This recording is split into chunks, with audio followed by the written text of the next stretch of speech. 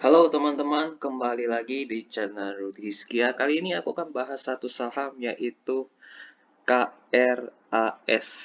Kalau kita mau sebut langsung gitu namanya keras gitu. Tapi aku nggak mau sebut keras. Jadi agak rancu.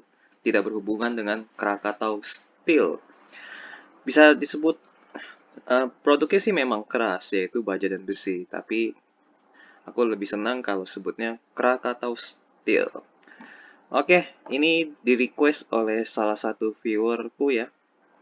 Nanti kita lihat bagaimana sih kinerja bisnis dari Krakatau Steel saat ini dan prospek ke depannya bagaimana. Ini kita langsung lihat saja di websitenya. Ini websitenya ya, Krakatau Steel. Ini adalah perusahaan milik negara. Kalau perusahaan milik negara ini aku agak uh, males masuk ya. Mungkin jangka pendek iya, tapi kalau untuk jangka panjang aku nggak mau. Kenapa? Karena kalau misalnya ganti presiden, otomatis ganti direktur. Ganti direktur bisa bisa jahat, bisa yang baik. Nah, kalau ketemu yang jahat, pasti kinerja perusahaan jadi buruk. Jadi untuk Krakatau Steel, ya aku nggak bisa inilah ya, nggak bisa investasi jangka panjang. Karena kalau ganti presiden, ganti direktur, begitu. Oke, kita lihat di sejarah singkatnya ya, nggak perlu lah ya. Profil perusahaan, ya kita tahu lah ya, mereka jual baja dan besi. Kita langsung lihat manajemennya. Nah, ini orang nomor satu di Krakatau Steel yaitu Pak Silmi Karim, direktur utamanya atau pengendali dari Krakatau Steel di saat ini ya, di periode ini. Jadi dari 2018 Pak Silmi masuk dan mulai membenahi Krakatau Steel yang manajemen sebelumnya itu sangat buruk begitu. Nah, ini jajaran komisarisnya ya. Nah, ini jajaran direksinya, tapi orang pengendali utamanya yaitu Pak Silmi Karim, gitu. Oke, kita lihat ke ininya, informasi lainnya ya. Pabriknya nanti kalian baca sendiri aja. Ini websitenya krakatausteel.com. Kalau kalian mau lihat lebih detail ya. Nah, ini banyak anak usaha, nanti kita lihat ya di bagian halaman IDX-nya. Nanti kalian lihat satu masing-masing, ada yang air minum, kalau nggak salah ada air minum, pembangkit listrik, dan lain-lain. Nah, ini produknya, ini untuk kalian mau lihat laporan keuangan, laporan tahunan. Oke, aku rasa sih udah cukup lah ya. Ini websitenya kalian bisa lihat sendiri. Kita langsung masuk ke bagian halaman di IDX-nya, profilnya.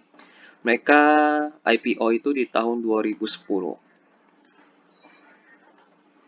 Oke, ini pengendalinya Pak Silmi Karim. Sebenarnya pengendalinya presiden atau Indonesia lah ya, pemerintahan lah ya.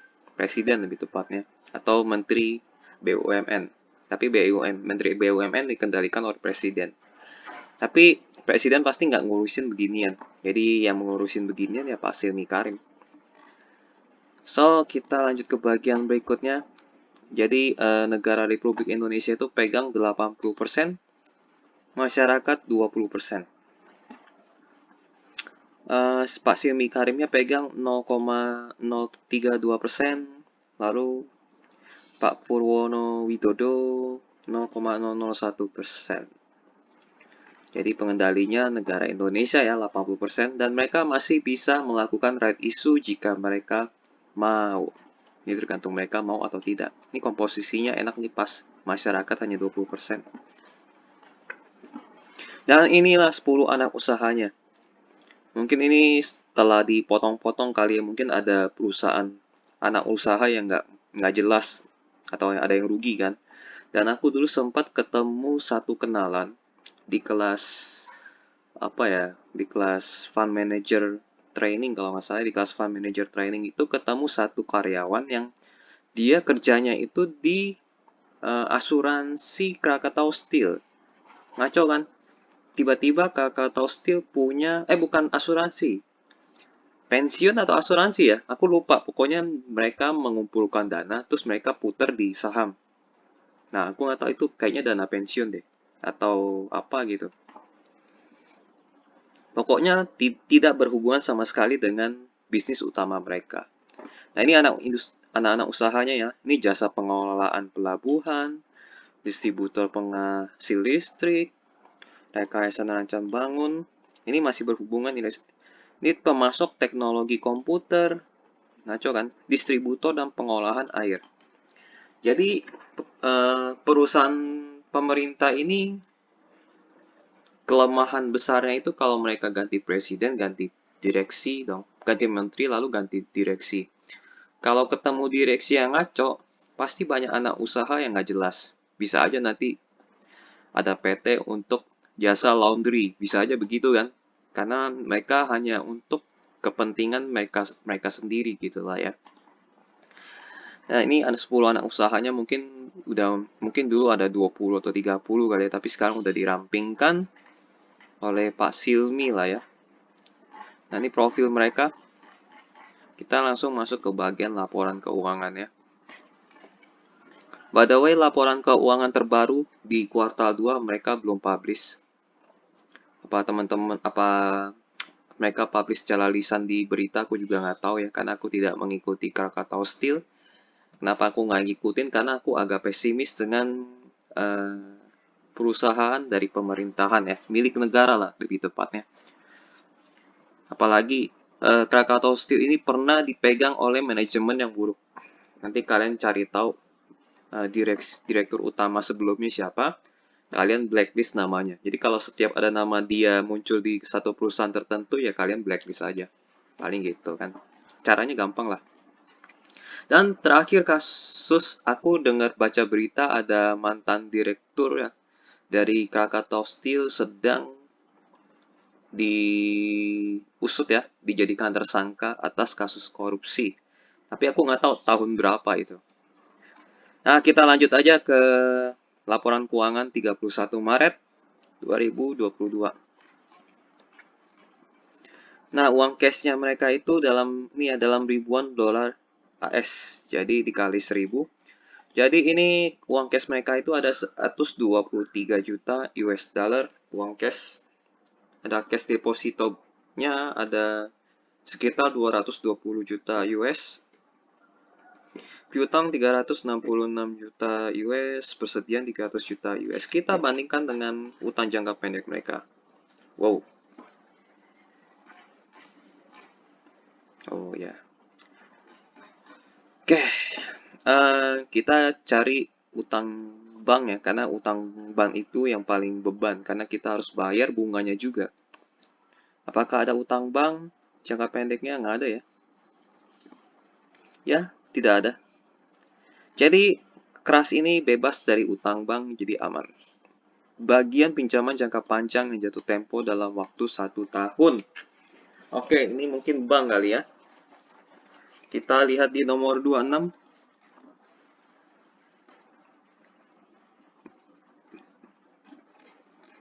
Ya, benar pinjaman bank. Pinjaman bank.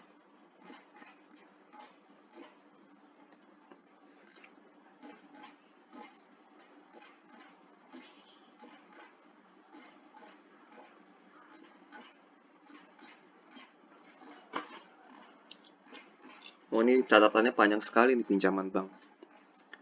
Pinjaman jangka panjang yang jatuh temponya itu di bawah 1 tahun ya. Tapi tidak hanya pinjaman bank sih, ini ada, oh enggak bener, Bank Mandiri, Bank PTS, Bank, jadi semuanya bank. Oke, kita kembali lagi ke atas. Jadi fix ya itu tadi pinjaman bank yang 500 juta US dollar tadi. By the way, ini aku analisanya on the spot, sisanya aku siapin hanya datanya saja.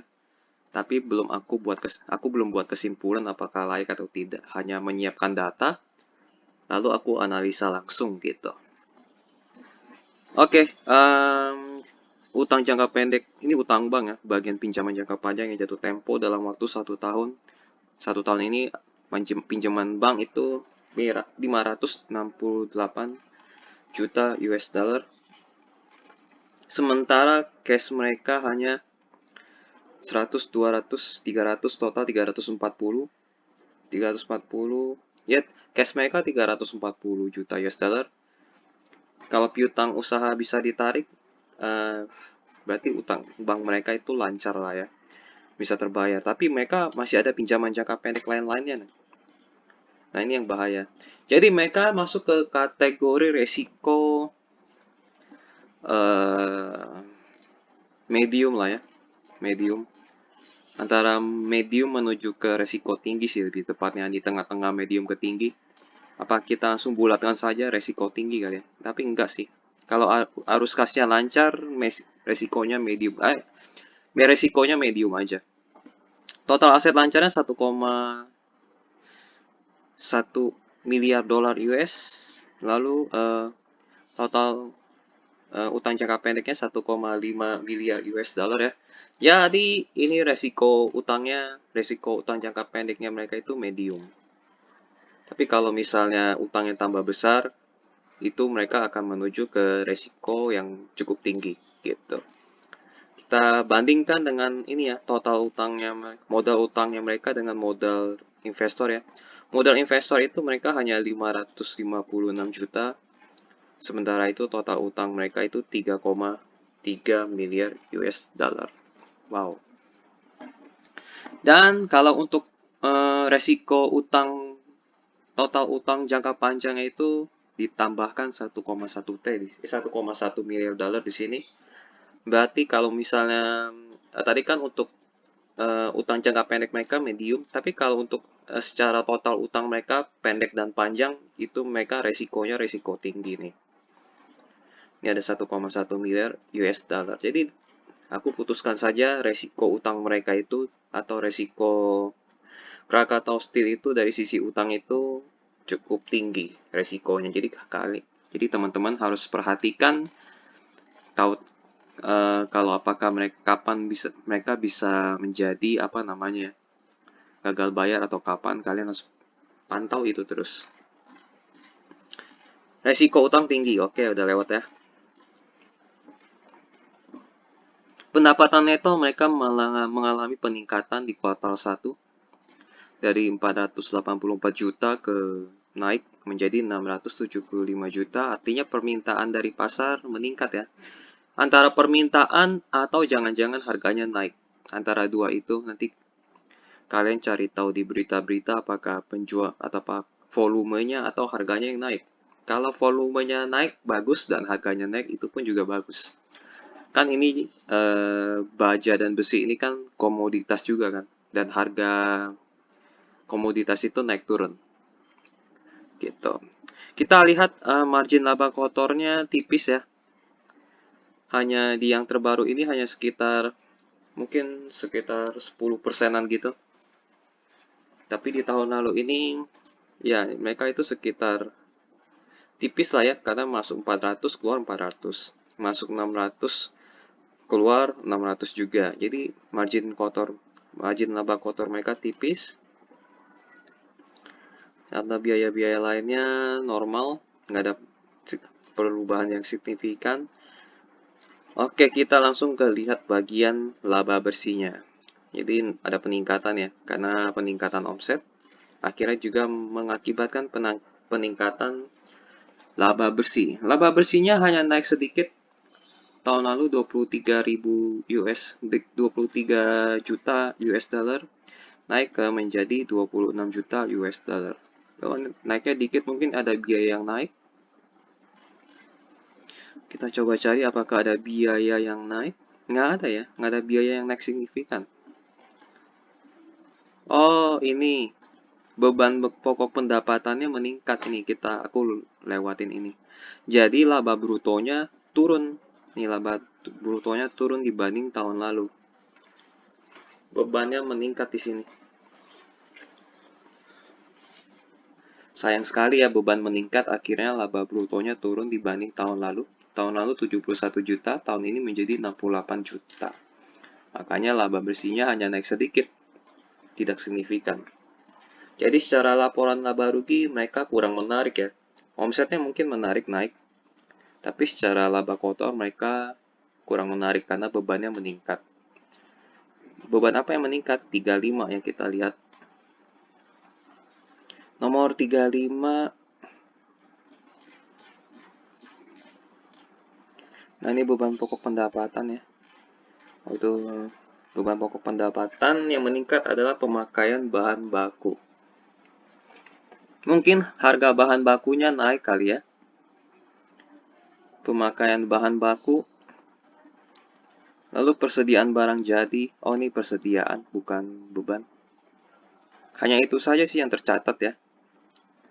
Beban non-manufaktur, sarana infrastruktur, ada juga masuk sarana infrastruktur, tapi yang paling banyak itu pemakaian bahan baku. Itu naik hampir 2 kali lah ya. Oke, jadi kita udah mengetahui pemakaian bahan baku, penyebab utama peningkatan bebannya yang menggerus laba kotor dari Krakatau Steel. Oke, jadi dari sisi laporan laba rugi Krakatau Steel kurang menarik ya. Ini menurut pandangan pribadiku. Mungkin bagi orang lain menarik, tapi kalau bagi aku pribadi kurang menarik. Karena laba kotornya turun. Gitu. Meskipun omset dan laba bersih mereka naik, tapi aku tetap lebih peduli laba kotornya sih. Nah, ini arus kasnya mereka meningkat ya. Positif, bagus. Terus kita lihat apakah mereka ada tambahan utang lagi. Di tahun ini penerimaan pembayaran pinjaman jangka pendek, jadi mereka ada pinjam utang lagi 24 juta US dollar. Ini ada pembayaran pinjaman jangka panjang 26 juta. Mungkin baru mungkin ya. Kita periksa dulu uang cash mereka. Aku lupa. 123. Ya mungkin ada hubungannya dengan utang yang harus dibayar dalam jangka pendek. Mereka lumayan tebal loh. Pinjaman jangka pendek 230, utang usaha 376. Ini mau jatuh tempo di tahun ini 568. Ya ini pasti ada pinjaman lagi. Jadi utangnya akan lebih tepatnya bertambah lah ya, tapi bertambah sedikit. Karena kalau bayar utang kan pasti bayar bunga juga. Jadi resiko mereka cukup tinggi di bagian utang ya. Bukan tinggi banget, cukup tinggi. Oke, kesimpulan dari laporan keuangan kuartal satunya ini, kalau aku pribadi sih kurang menarik. Kalau aku pribadi ya, karena dari sisi utangnya cukup tinggi resikonya. Lalu laporan laba ruginya pun biasa-biasa aja. Meskipun omsetnya lompatnya tinggi, namun bebannya ini lompatnya juga tinggi. Karena margin mereka memang dari sana memang tipis kali ya, sehingga laba kotornya itu mereka turun. Gitu, jadi kurang menarik lah ya. Kalau bagi aku kurang menarik dari sisi laporan keuangan kuartal 1 mereka. Kita lihat apa namanya, kinerja tahunan mereka ya. Jadi Pak Silmi ini masuk pada tahun 2018. Sebelumnya dipegang oleh siapa aku lupa ya. Dan aku juga nggak mau cari tahu. Dan ada satu direktur yang sedang dijadikan tersangka kasus korupsi. Jadi itu wajar ya perusahaan pemerintah. Dan kinerjanya nih buruk ya. Kalian lihat dari sebelum dipegang oleh Pak Silmi ya. Mungkin sebelum Pak Silmi ini kita backgroundnya kasih warna kali ya. Untuk membedakan. Oh ini terlalu gelap. Kita cari yang agak terang. Inilah ya. Ini juga terlalu terang.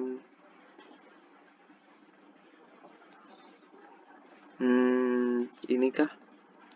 Ya ini aja lah abu-abu. Abu-abunya kurang gelap. Nah ini aja. Nah ini kinerja sebelum dipegang oleh Pak Silmi ini negatif terus nih. Bahkan omsetnya menurun. Arus kasnya juga kurang baik. Dan ekuitasnya nggak kemana-mana. Ini kacau banget ini Krakatau Steel. Krakatau Steel kalau mau dibangkrutin, bangkrut aja. Karena utang mereka pun juga tinggi kan tadi kita lihat. Lebih tinggi daripada modal yang disetor. Lalu pada saat dipegang Pak Silmi pun mengalami kesulitan ya. Dari 2018 ke 2019 omset turun dan tetap mengalami kerugian. Kerugiannya justru meningkat. Ekuitas pun turun. Arus kas mulai sama aja ya dibanding sebelum-sebelumnya ya. Apalagi ini mau memperbaiki kinerja kena pandemi di sini. Nah, jadi akhirnya turun. Ini turun, tapi ini tiba-tiba laba bersihnya naik. Mungkin ada anak-anak usaha yang pasirnya lepas atau buang kali ya. Ekuitas meningkat karena ada kinerja yang membaik dari sisi laba bersih. Arus kas pun positif. Masuk ke 2021, kinerjanya langsung lompat tinggi sekali ya. Nah, ini laba bersihnya lumayan. Ekuitasnya juga naik. Arus kasnya juga naik. Masuk ke 2022, kuartal satunya memang naik. Tapi secara laba kotornya kurang menarik. Dan kita lihat sendiri, ekuitasnya cuma naiknya sedikit ya. Tapi mungkin ini karena satu kuartal aja, mungkin kalau misalnya 1 tahun penuh, mungkin ekuitasnya tambahnya juga lumayan banyak. Gitu. Oke sih, ini dari kinerja tahunan mereka, Krakatau Steel yang dipegang oleh Pak Hasimi, aku masih belum bisa menentukan kesimpulan karena ini ada gejolak pandemi dan gejolak peralihan lah ya. Jadi aku butuh 5 tahun ke depan lagi untuk bisa menilai kinerjanya Pak Silmi apakah bagus atau buruk. Dan ini komoditas besi mungkin harganya naik kali ya. Jadi kalau misalnya permintaannya naik sih oke, tapi kalau misalnya ini kinerjanya baik karena harga komoditasnya naik, ya itu sebenarnya hoki, bukan karena kinerja. Tapi kalau penjualan volumenya naik, itu berarti karena kinerja, bukan karena hoki. Komoditas harganya naik, bukan seperti itu. Oke, mungkin itu. Nah, valuasi ya, valuasi di harga tadi aku catatnya di harga 398. 398 ini mereka punya PE rasio itu sekitar 5 kali. Kalau hitungan wajarku ini. Wajar itu PE rasionya harus 10 kali. PVBR-nya harus 2 kali. Jadi ini semua di bawah harga wajar versi aku. Jadi ini bisa dikatakan valuasinya murah. Valuasi murah. Jadi dari PE rasio murah, dari PVBR-nya juga murah di bawah 2 kali. Jadi secara valuasi ini memang menarik, murah. Tapi kita tidak tahu kalau misalnya apalagi 2024 ganti presiden. Ganti presiden. Nah, pasti menteri pun pasti berubah, menteri berubah, Pak Hasimi kedudukannya juga bisa terancam. Dan kinerja yang mulai membaik ini belum tentu kalau misalnya Pak Hasimi-nya diganti, belum tentu akan meneruskan hal yang positif ya. Ini aku mungkin pindahin ke bawah kali ya, biar nggak kecampur. Nah, 2024 ganti presiden ya kinerja positif bisa jadi negatif lagi kalau misalnya Pak Silmi-nya diganti. Nah, ini yang menjadi problem ya. Ini yang bikin aku kurang menarik masuk Krakatau Steel.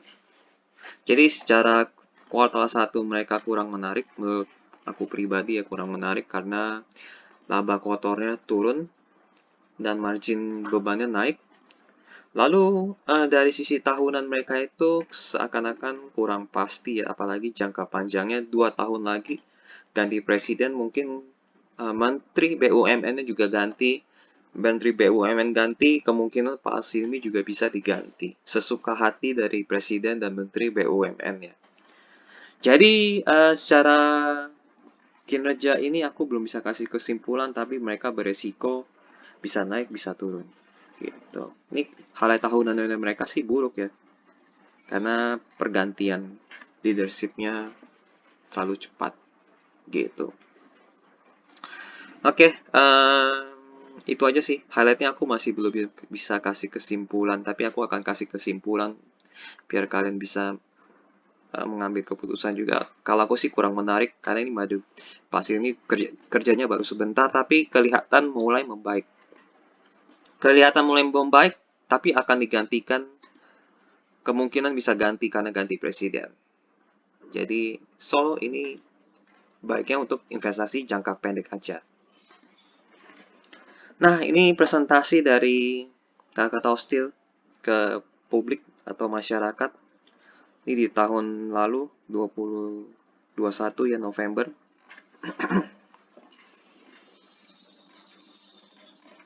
Nah, mungkin di sini kita bisa dapatkan informasi kenapa mereka bisa naik penjualannya.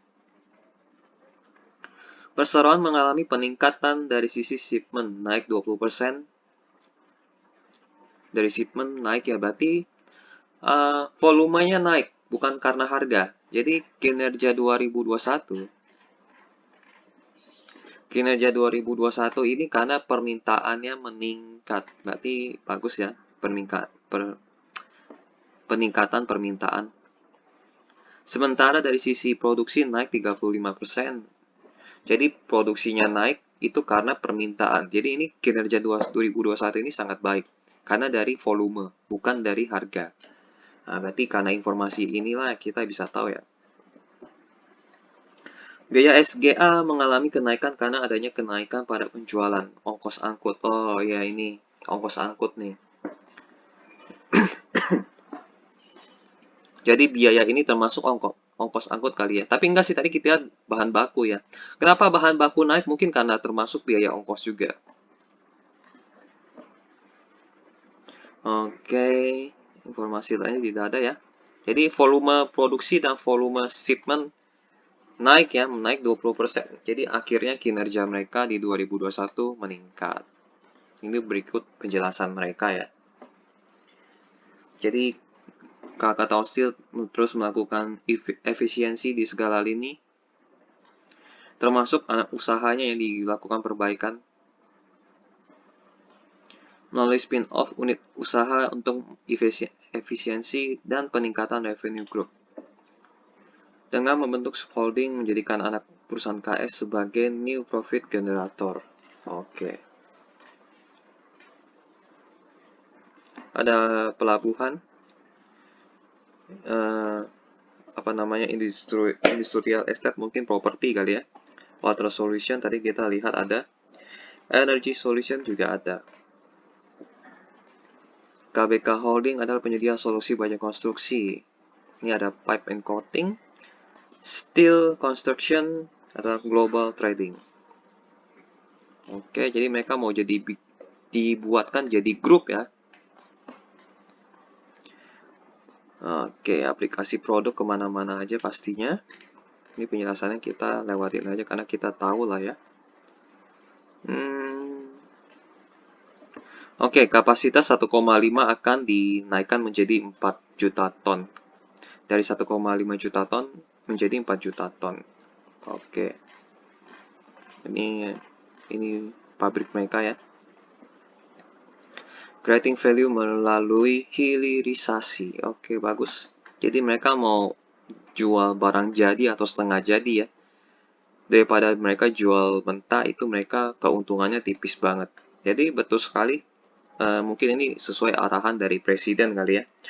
Dari arahan dari presiden, kalau bisa jual barang jadi, jangan jual barang mentah. Karena barang mentah itu nilainya kecil. Mending mereka bikin atap kayak atau apa kayak gitu kan. Dan ini mereka buktikan mereka membuat atap baja ringan, ada floor deck, dan lain-lain. Oke. Produk hilir Krakatau Steel. Nah, ini mereka udah buat ya produk hilirnya.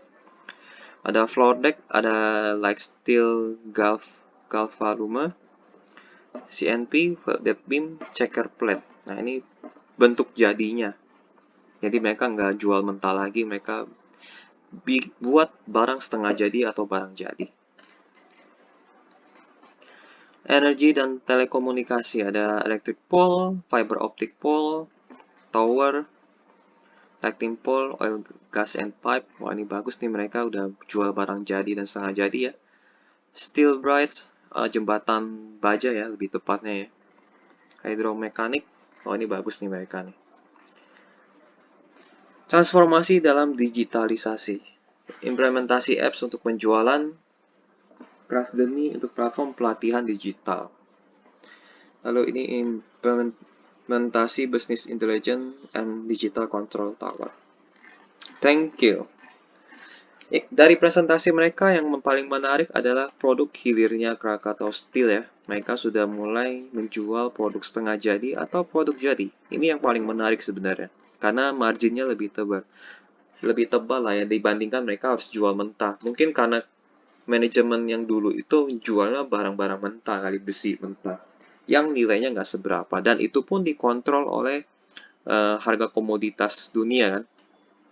Tapi setelah mereka buat menjadi barang jadi, harusnya marginnya menjadi lebih tebal dan tidak dikontrol oleh komoditas. Dan harga mereka bisa menentukan harganya sendiri. Begitu. Dan ini yang membuat kinerja mereka akan terus membaik beberapa tahun ke depan sebelum ganti presiden ya.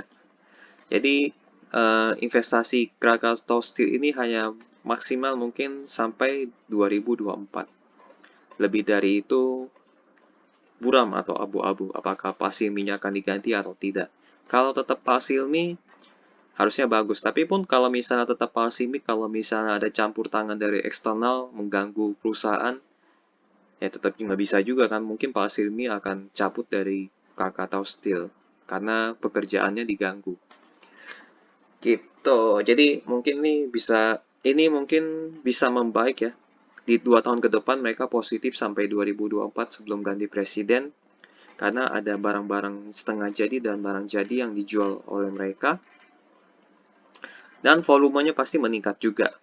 Gitu. Karena ada barang-barang atau produk baru yang mereka lakukan. Selain ini kan produk-produk baru. Mereka juga ada anak usaha kan. Tadi ada air minum. Kita lihat ya anak-anak usahanya. Ada air minum dan penghasil listrik. Dan juga pelabuhan. Juga ada industri real estate. Bahkan ada pemasok teknologi komputer. Jadi mereka bilang anak-anak usahanya didorong, kan tadi ada sempat dibilang. Mereka mendorong anak usaha lah ya. Nah, creating value dengan membentuk subholding menjadikan anak perusahaan Krakatau Steel sebagai new profit generator. Jadi profit baru bagi perusahaan Krakatau Steel lah lebih tepatnya. Gitu. Itu paling informasi yang paling menarik ya, tapi yang paling menarik ini, mereka mulai jual barang setengah jadi atau barang jadi. Good. Jadi dari bayanganku yang pesimis sudah mulai menjadi lebih optimis lah bagi Krakatau Steel ya. Kita langsung ke halaman tanya jawab. Ini tanya jawab dari masyarakat ke jajaran manajemen Krakatau Steel ya. Nah, ini ada pertanyaan. Kenapa ekuitas turun? Dan di atas jangka pendek naik? Ya, pasti utang lah. Ekuitas turun karena pasti ada uang cash yang keluar.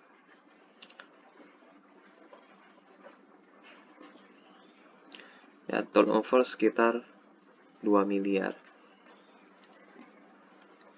Kenapa penjualan tahunan naik cukup signifikan? Apakah karena penurunan impor, pandemi, atau hal lainnya?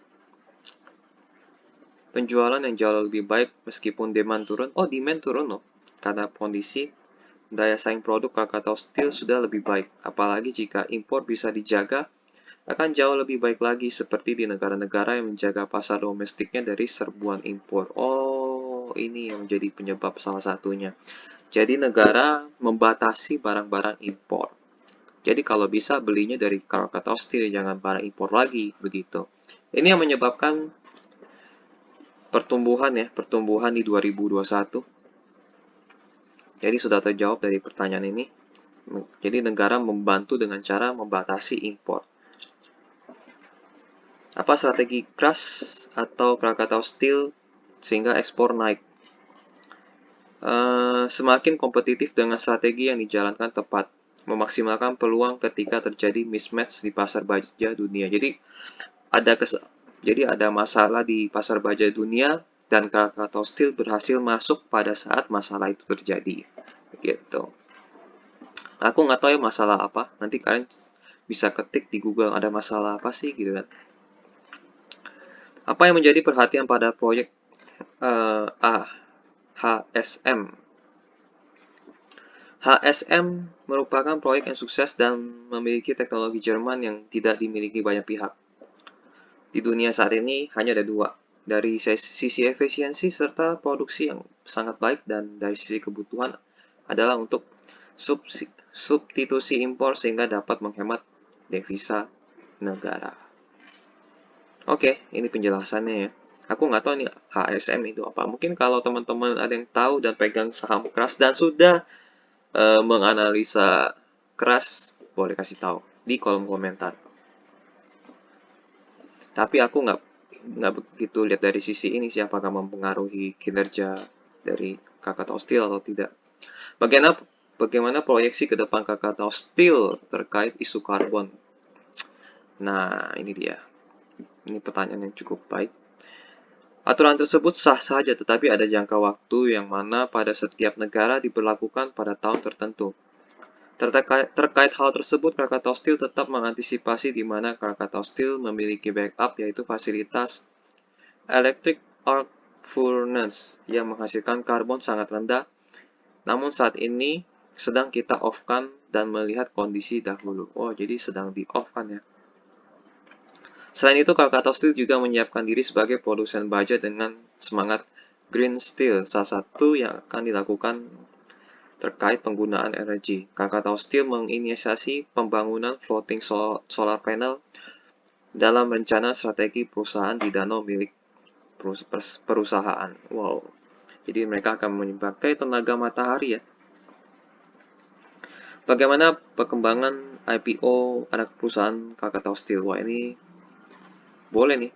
Apakah ada harapan dari Krakatau Steel untuk berpartisipasi dalam proyek pemindahan ibu kota? Ini juga bagus. Krakatau Steel sudah terlibat dalam persiapan. Oh, ini udah pasti dapat ini. IPO merupakan inisiatif manajemen yang akan dilakukan jika diperlukan. IPO tersebut direncanakan sebelum pembentukan subholding. Saat ini subholding sudah terbentuk, sehingga dalam IPO menjadi lebih selektif. IPO itu ada untuk subholding yang mana akan ditentukan kemudian. Jadi ini menambah pemasukan lagi buat ini ya, Krakatau Steel, agar modal anak usahanya makin kuat dan tidak tergantung lagi oleh induk Krakatau Steel. Kalau manajemen dulu mungkin anak usaha itu digantungkan oleh Krakatau Steel kali, atau mungkin Krakatau Steel yang ngaco, anaknya yang benar juga. Aku nggak ngerti sih. Banyak itu karena mismanagement sih dari direktur sebelumnya. Bagaimana perkembangan terkait MCB OWK Trace B 800 miliar? Obligasi wajib konversi, ya ini maksudnya. Sedang dalam proses dengan Kementerian Keuangan. Jadi mereka mungkin akan menerbitkan obligasi atau tambah utang. Aku lebih suka pertanyaan B. Apakah right issue Krakatau Steel merupakan bagian dari MCB atau merupakan rencana baru? Berapa targetnya? Kapan akan dilaksanakan? Aku lebih suka kalau Krakatau Steel ini right issue. Daripada mereka lakukan obligasi atau ngutang lagi. Obligasi by the way itu utang yang bagi teman-teman yang kurang ngerti. Ya, mereka lebih baik right issue, kuatkan modal dari investor ya. Jadi mereka tidak dibebani oleh membayar bunga dari utang. Itu sih yang aku lebih suka, mereka lebih baik right issue. Rencana right issue berbeda dengan OWK. OWK akan dikonversi setelah 7 tahun, sedangkan right issue ini tidak. Rencana akan dilakukan di tahun 2022 atau 4, masih diperhitungkan besarnya sekitar 200 juta. Wah, 200 juta kecil. Karena utang mereka itu 1 miliar. Kita lihat aja. Total utang mereka ini, total utang mereka 3,3 miliar. Mereka cuma right issue 200 juta. Ini cuma nutupin apa 200 juta? Cuma nutupin jangka pendek doang. Sisanya masih ada utang-utang lainnya. Apalagi utang ini, pinjaman jangka panjang. Wah, ini sih right issue juga susah juga kalau utangnya, kalau right issue-nya cuma 200 juta. Nggak ngerti buat apaan gitu kan, sementara utang mereka cukup tinggi. Pertanyaan Bapak Andre Wijaya dari RBH Sekuritas. Apa efisiensi terbesar yang dilakukan Krakatau Steel di 9 bulan ini? Efisiensi terbesarnya biaya SDM ya. Karena mungkin ada gaji-gaji abnormal sebelum dipegang oleh Pak Silmi. Mungkin ada office boy yang gajinya 10 juta gitu kali ya. Mungkin kan kalau pemerintah itu kan kalau pegang perusahaan negara kan suka ngaco gitu kan. Selanjutnya di tahun 2020 lebih ke efisiensi energi, spare part, dan bahan-bahan dalam proses produksi. Jadi ada efisiensi banyaknya. Kemudian di tahun 2021 efisiensi ini hampir merata di beberapa aspek. Paling ya ini kalau ada SDM yang ngaco-ngaco ya, yang gaji buta mungkin ada juga yang bisa ditendang atau mungkin diturunkan harga gajinya lah ya. Terus pertanyaan selanjutnya, apalagi efisiensi yang dilakukan untuk memperkuat earning Krakatau Steel ke depannya? Dari tim produksi sedang mengupayakan efisiensi melalui productivity, misalnya dalam setiap memproduksi baja kita ada proses heating. Ketika pemanas digunakan untuk tonase yang kecil dan besar, pasti akan lebih besar efisiensinya jika digunakan secara maksimum atau tonase yang besar. Kedepannya kita berupaya menjaga konsistensi produksi di angka optimal dengan menjaga kualitas yang ada dan lebih baik lagi, serta manajemen pengendalian yang efisien dan efektif guna meningkatkan kinerja Krakatau Steel. Ini bagus nih pertanyaannya. Dari Bapak Andre Wijaya, RHB Sekuritas. Tapi poin yang paling menarik ini, menekan biaya SDM. Ini aku setuju banget ini. Karena perusahaan pemerintah ini SDM-nya itu kadang-kadang begitulah ya. Pertanyaan Bapak Mikhail dari Sian dari PNI Sekuritas. Apakah ada target spesifik untuk revenue, omset dan ini ya, laba bersih tahun depan kira-kira akan tumbuh berapa persen? Jadi ini ngomongin 2022 ya. Penjualan naik 26%, artinya omsetnya naik 26%. Lalu dari laba, semoga dia bilang lebih baik. Omset pasti naik, tapi kalau laba mereka nggak bisa tebak dan nggak bisa menargetkan ya. Nah ini soal green energy ya. Karena ternyata mungkin pabrik baja itu dampak lingkungannya cukup tinggi. Makanya ada pertanyaan seperti itu. Terkait green energy, memiliki roadmap ya si Krakatau Steel untuk posisi ideal, tapi jangan sampai terburu-buru dan lemah dalam eksekusi. Oke sih, tanya jawabnya itu aja. Jadi yang paling menarik ya, omset sudah ditargetkan 26%, tapi dari sisi laba bersih kurang tahu. Karena tadi kita lihat ya, ini di kuartal 1 mereka ini biayanya mereka meningkat. Ini meningkat lumayan banyak, jadi mereka nggak bisa tahu ya. Mungkin jangan-jangan meningkat lagi di kuartal 2. Ini aja laba kotornya turun. Kalau omset pasti naik, tapi kalau biaya mungkin mereka nggak bisa tebak. Oke, paling itu aja yang informasi yang bisa kita dapatkan dari tanya jawab ya. Apalagi yang bagus tadi right issue juga ada ya, tapi sayangnya right issue itu dananya masuk cuma 200 juta, terlalu kecil, nggak bisa bayar utang lah. Paling gitu aja sih pertanyaan pentingnya. Oke, informasinya udah cukup baik. Kita masuk ke bagian harga sahamnya ya. Harga sahamnya pernah menyentuh di angka 800, posisi saat ini. Harganya saat ini di harga 396 ya, 396 dan mengalami sideways. Sideways-nya sudah berapa lama nih? Sideways-nya menuju ini ya, menuju ke atas ya. Sudah beberapa hari, belasan hari kali ya. Ini sideways terus naik lagi. Ini naiknya setelah laporan keuangan dipublish kali ya. Ya, ini setelah laporan keuangan dipublish, baru mereka lompat. Tapi bahkan ini sebelum loh. Kemungkinan di sekitaran laporan keuangan dipublish mereka langsung harganya naik tinggi. Karena ada omset yang naik dan laba bersih yang naik dikit aja. Tapi aku sih tetap kurang menarik ya. Dan satu lagi, valuasi mereka sebenarnya murah. Jadi kalau harga mereka naik bisa nggak? Bisa. Menujunya ke harga wajar aja. Tapi kalau melebihi harga wajar nggak bisa. Kalau menuju harga wajar berarti artinya harga saham saat ini bisa dikali 2. Ya. Dan bahkan mereka punya history harga itu pernah di harga 800 atau bahkan mungkin 700. Ya, jadi mereka masih bisa punya kemampuan untuk harganya itu naik ke 700 sampai 800. Karena ini valuasi mereka masih murah dan masih bisa naik, kemampuan untuk naik 2 kali lagi. Begitu. Dari sisi harga ya, dan dari sisi valuasi aset perusahaan. Jadi mereka masih punya kemampuan untuk naik harganya 2 kali lipat lagi. Ini dengan catatan kuartal 2 mereka harus bagus. Q2 mereka harus bagus. Q2 wajib bagus. Jadi masuknya bagus adalah omset yang naik, laba bersihnya juga harus naik dibanding tahun sebelumnya. Tapi kalau misalnya ada biaya yang memotong uang laba bersih, ya aku nggak ngerti ya. Gitu.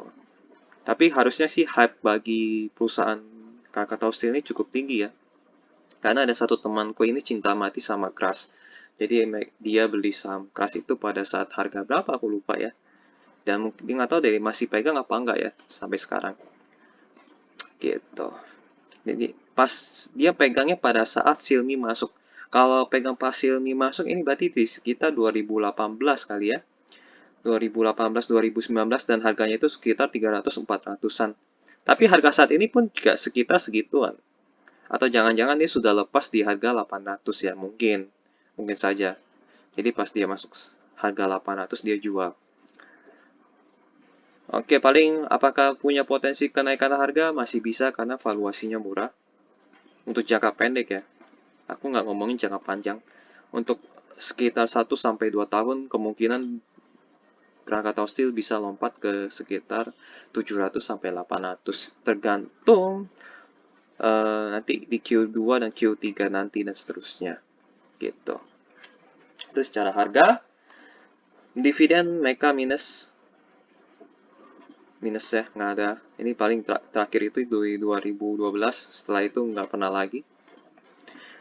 Lalu berita yang paling terakhir, ya ini ada anak usaha Krakatau Steel mulai konstruksi proyek pengolahan air mineral ya. Tetapkan 5 tersangka kasus proyek blast furnace, ada mantan dirut, nah kan direktur utama Kras kena nih. Obligasi konversi maksudnya ya. Mungkin nanti obligasi ini dikonversi menjadi pemegang saham. Mungkin ya. Karena aku juga kurang ngerti maksudnya apa, tapi teman-teman yang ngerti bisa tulis di kolom komentar ya, apa maksudnya itu. Konversi biasanya dikonversi jadi ini, saham gitu.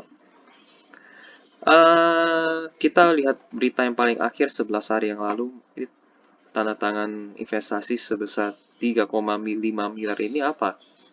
Wah ini cukup baik, cukup bagus nih, 3,5 miliar. Kementerian Investasi menandatangani kerjasama ya dengan POSCO di Korea Selatan. Rencananya mencapai 3,5 miliar. Utang mereka tadi berapa? Utang mereka tadi total utangnya 3, berapa gitu? 3,3 nih utang mereka. Terus tapi ini tentu saja investasi ini bukan untuk ini ya, bukan untuk bayar utang ya, tapi untuk menambah pemasukan. Jadi mungkin kalau untuk menambah pemasukan mereka ekuitasnya yang bertambah. Ini akan bertambah menjadi ditambah 3,5 berarti ekuitasnya menjadi 4 miliar. Jadi sekarang ekuitasnya lebih tinggi daripada liabilitasnya. Kalau jadi, penandatanganan ini dilakukan oleh Menteri Investasi, Direktur Utama Krakatau Steel atau Pak Silmi, dan CEO POSCO Kim Hak-dong dari Korea, disaksikan oleh Presiden RI Joko Widodo. Kami sangat gembira ya, kolaborasi melaksanakan rencana investasi yang disepakati. Oke, investasinya dalam hal apa nih? POSCO adalah produsen baja terbesar keempat di dunia, dengan kapasitas produksi mencapai 42 juta ton baja per tahun. Oke, Perusahaan multinasional Korea Selatan ini juga memiliki investasi di berbagai negara. Simi menyampaikan bahwa dalam MOU ini Krakatau Steel dan POSCO menyepakati investasi perluasan kapasitas. Wow, jadi tambah kapasitas produksi ya. Bukan buat bayar utang ya, sekali lagi ya. Buat menambah kapasitas produksi. Yang direncanakan dapat mencapai 10 juta ton per tahun. Baik produk hulu maupun hilir. Bagus, ya lebih bagus hilir ini ya.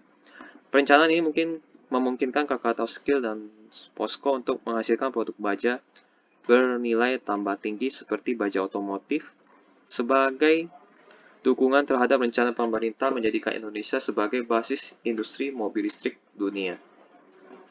Selain itu, kerjasama Krakatau Steel dan POSCO juga dipersiapkan untuk mendukung proyek ibu kota negara ya. Ibu kota Nusantara, di mana POSCO memiliki pengalaman panjang dalam pembangunan beberapa kota di Korea. Dalam kerjasama ini, Kementerian Investasi memastikan kementerian atau instansi pemerintah akan memberikan segala dukungan pada Krakatau Steel. Oke, perluasan investasi ini pastinya akan berkontribusi besar pada pertumbuhan industri baja di Indonesia ke depannya. Kami akan fasilitasi dan beri dukungan penuh agar proyek ini berjalan lancar. Silmi Karim juga memastikan bahwa kerjasama Krakatau Steel POSCO ini juga dapat mencapai tingkat lokalisasi pada proyek. Proyek sesuai dengan persyaratan tingkat komponen dalam negeri atau TKDN. Ini CEO POSCO Kim Hak-dong menyatakan bahwa sejak tahap awal penanaman modal kami sudah difasilitasi dengan baik oleh Kementerian Investasi. Oke, ini kabar yang menarik ya, nanti kemampuan mencetak laba dan omsetnya keras akan meningkat pesat, tapi seberapa pesat beberapa tahun depan mungkin akan terwujud kalau tidak ada gejolak politik ya. Kan ganti presiden, ganti menteri, ganti Pak Silmi. Itu yang menjadi problem sebenarnya. Soalnya sebenarnya keras ini bisnis yang bagus, tapi mereka punya sejarah dikelola oleh manajemen yang buruk. Sebenarnya bisnis keras itu baik ya atau bagus, tapi dikelola oleh manajemen yang buruk, hasilnya jadinya buruk nih seperti tahun-tahun lalunya. Jadi sebaik apapun bisnis, kalau dipegang oleh orang yang salah, bisnisnya akan hancur. Jadi tetap kalau ini Pak Silminya masih tetap ada meskipun ganti presiden, atau memiliki presiden yang satu pemikiran ya. Presiden baru ini punya pemikiran sama dengan presiden Pak Jokowi, ini Pak Silmi pasti nggak digantikan. Gitu. Paling gitu aja sih berita terakhir. Oke, cukup positif. Meskipun ini investasi jangka panjang, kita tidak akan bisa mendapatkan omset itu dalam waktu dekat, mungkin 2-3 tahun baru dapat kenaikan omset. Dan itu pun sudah ganti presiden sebenarnya. Gitu ya. Kita langsung masuk ke kesimpulan kali ya. Kesimpulan apakah layak diinvestasikan? Kalau untuk jangka pendek layak diinvestasikan karena kuartal 1 mereka naik dan hype. Jadi nggak tahu kenapa aku merasa Krakatau Steel ini ada hype-nya ya. Hype-nya itu kayak semacam orang-orang tertarik dengan story pembalikan kinerja. Jadi sebelumnya, beberapa tahun sebelumnya kan mereka negatif lah ya. Rugi bertahun-tahun. Lalu pas Hilmi masuk, orang-orang merasa keras bisa kembali gitu kan. Menjadi positif gitu. Ini ada story-story yang dikembangkan. Jadi kemungkinan apalagi kalau misalnya kuartal 2-nya mereka dipublishnya bagus kan ya. Bagus. Wah, ini kemungkinan harga Krakatau Steel bisa menyentuh 700 sampai 800. Tergantung nanti laporan keuangan kuartal 2 mereka nih. Aku nggak tahu kapan akan dipublish ya. Mungkin kalau teman-teman ada yang tahu kapan dipublish, tulis di kolom komentar. Jadi untuk jangka pendek mereka punya potensi kenaikan ya. Ini selama sebulannya sudah naik. Ini sudah naik loh.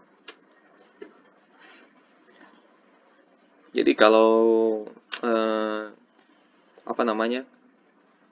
Kalau misalnya udah dipublish, kemungkinan bisa naik lagi. Untuk jangka pendek.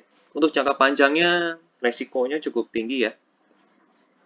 Karena kalau ganti presiden, ganti menteri, ganti Pak Silmi. Jadi Untuk jangka panjang aku enggak. Tapi kalau untuk jangka pendek boleh. Kalian untuk nebak apakah ini bisa ke 700 apa 800 gitu kan. Jangka pendek oke karena valuasi juga masih murah. P/E rasionya hanya 5 kali, PVBR-nya hanya 0,75 kali. Sementara hitungan wajarku 10 dan 2 kali. Jadi investasi jangka pendek boleh, tapi untuk jangka panjang tidak gitu. Terus harganya bisa naik berapa? Mungkin bisa sampai 700 sampai 800 kali ya. Bukan 700 800. Aku salah lihat, sorry. Yang ini nih. Nah, ini nih masa lalunya. Benar-benar 700 sampai 800. 700 sampai 800 mereka pernah ya, 700 bahkan di sini. Jadi tergantung sekali lagi tergantung kuartal 2 mereka dan kuartal 3 mereka. Kalau keuangan kuartal 2 mereka bagus, ini nggak butuh kuartal 3 sih, ini butuh kuartal 2-nya aja. Kalau kuartal 2-nya bagus, udah ini siap-siap terbang ke 700 sampai 800. Karena valuasinya pun juga masih murah. Ini valuasinya murah ya. Gitu. Oke sih, itu kesimpulan penilaianku tentang perusahaan Krakatau Steel ya. Jika ada informasi yang salah atau yang kurang, kalian boleh tulis di kolom komentar ya. Kalau misalnya ada kritikan juga boleh tulis di kolom komentar. Terus teman-teman yang ingin sahamnya dianalisa atau saham lain yang ingin dianalisa, boleh tulis di kolom komentar juga. Paling gitu aja sih untuk video kali ini. Sampai jumpa di video berikutnya. Bye-bye.